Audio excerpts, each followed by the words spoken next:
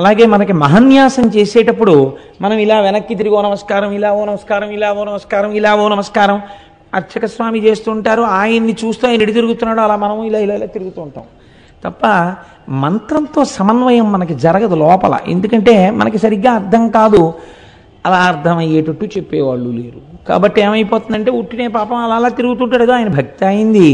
కానీ మీకు తెలియకుండానే మీరు అరుణగిరికి ప్రదక్షిణం చేసేటప్పుడు అన్ని దిక్కుల నుండి మీరు ఏం కోరుకుంటున్నారో అవి ఇయ్యగలిగినటువంటి దిక్పాలకులకు శాసకుడై ఉన్నటువంటి పరమశివుని యొక్క దర్శనం మీకు అన్ని దిక్కులా కలుగుతుంది. కలగడం వల్ల ఇహమునందు మీకు సమస్త సమృద్ధి కటాక్షింపబడుతుంది.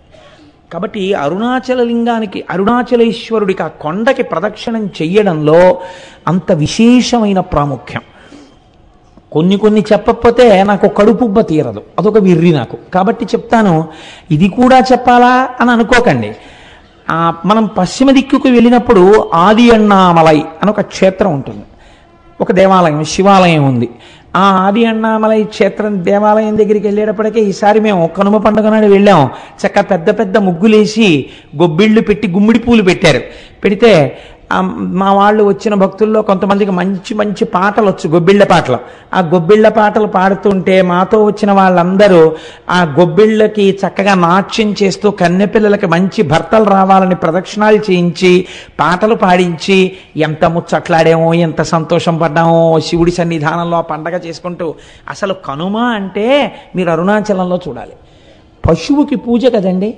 పశు రూపంలో నిలబడిన వాడెవరు? నందీశ్వరుడు. మీరు చూసి తీరాలి. మొన్న కనుమ పండుగ నాడు నాతో వచ్చిన వాళ్ళందరూ ఇక్కడే ఉన్నారు.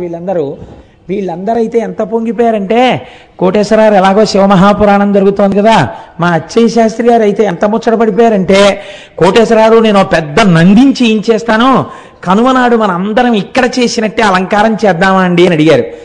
మీకు చిత్రం తెలుసా?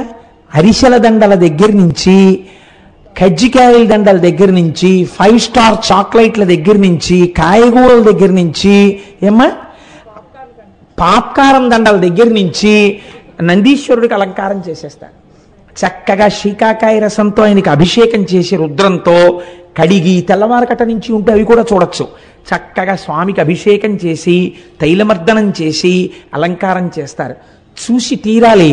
ఏమో ఈశ్వరుడు అనుగ్రహిస్తే సర్వసమర్థులైన వాళ్ళు గోపాలకృష్ణ గారు, దొరగారు, ఇలాంటి వాళ్ళు అందరూ ఉన్నారు కాబట్టి ఇక్కడ నానాజీ గారును నందికేశ్వర చరిత్ర చెప్పినప్పుడు నందీశ్వరుణ్ణి అలా అలంకరించే ప్రయత్నం చేద్దాం ఒకసారి. ఇక్కడ మేము ఒక్కళ్ళమే అనుభవించడమే, మీరు కూడా అలా నందీశ్వరుణ్ణి ఎలా అలంకారం చేస్తారో చూద్దురు. కానీ అక్కడ చూడగానే ఆ రోజున నాతో పాటు ఉన్న వాళ్ళందరూ రిజర్వ్ చేసేసుకున్నారు. జంతికల దండలు మావంటే, చెకోడీల దండలు మావంటే, కజ్జికాయల దండలు మావంటే వాళ్ళు చూశారు కాబట్టి వాళ్ళు అవన్నీ రిజర్వ్ చేసుకున్నారు కూడా. కాబట్టి అన్నమాట ఉత్తినేందుకు పోవాలి, వాళ్ళ అలంకారం కూడా చేస్తారు.